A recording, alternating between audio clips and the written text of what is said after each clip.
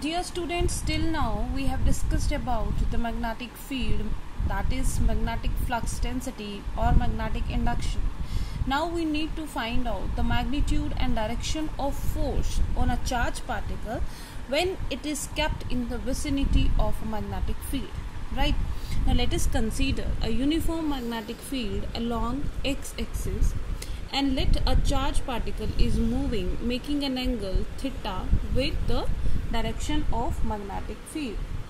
So in that case, if I draw a perpendicular over it, right, that this is the perpendicular, so this would become base. If this is the perpendicular, this would become base. So let v is the velocity with which the charged particle is moving. Then this component will become v cos theta, and this component will become v sin theta. Now the direction of force is given by this axis, which is the direction perpendicular to both the direction of magnetic field and the velocity vector, which is f. Right? So naturally, as it can be seen that here we can apply the right hand screw rule or right hand rule to find the direction of force. That will be explained later on. Right? So now it is found experimentally that when a charged particle q is moving with velocity v making an angle theta with the direction of magnetic field b, on what factors it depends? It depends on number one, it depends upon the charge. What is the amount of charge given to charge on a body? So more is the charge, more is the force experienced, right? Second is why this so this maybe because when the charge is moving, so it will produce magnetic field. So more will be the magnitude of charge, more will be the magnetic field induced by it, and hence it will interact with the existing magnetic field strongly.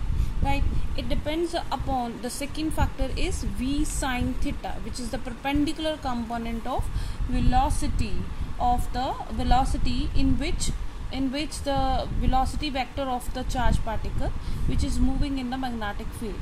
Because we know that whenever the charged particle is moving along the direction of magnetic field, it will not experience any of the magnetic force. So v sin theta component. Third part is it depends upon the magnitude of magnetic field. Whatever the magnetic field is existing here, it will depend upon that. So if we combine these factors, f is directly proportional to q, v sin theta and b. Or more precisely, if I remove this proportionality symbol, it becomes f is equal to k qvb sin theta, where k is constant of proportionality and its value will be different for different system of units. I will just tell you later on. So here f is equal to k, and qvb sin theta, qvb sin theta is represented as cross product of two vectors, which is v and b. So f vector can be written as k v vector cross b vector. Right? So for SI system of units, we usually take k is equal to 1. So here f vector is equal to q v cross b. This is the magnitude of force, and naturally the direction of force will be perpendicular to the plane containing the vectors v and b, as is given by the right hand screw rule. So if we see here you can see that if we apply a right hand screw rule, v cross b is represented by the vector which is perpendicular to the plane containing v cross b. Right?